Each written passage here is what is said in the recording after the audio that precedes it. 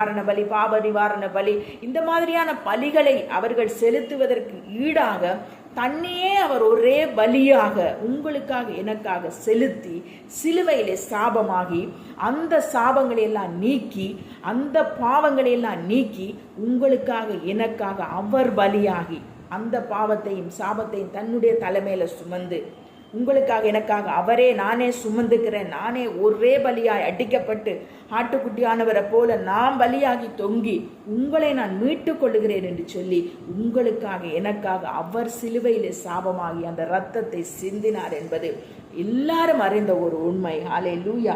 அப்ப இப்படியாய் அவர் சாபமாகி நியாயப்பிரமாணத்தின் சாபத்திற்கு நம்மை நீங்களாக்கி மீட்டு கொண்டார். உங்களையும் என்னையும் அந்த சாபங்களுக்கு நீங்களாக்கி அவர் மீட்டு கொண்டாராம். ஹல்லேலூயா.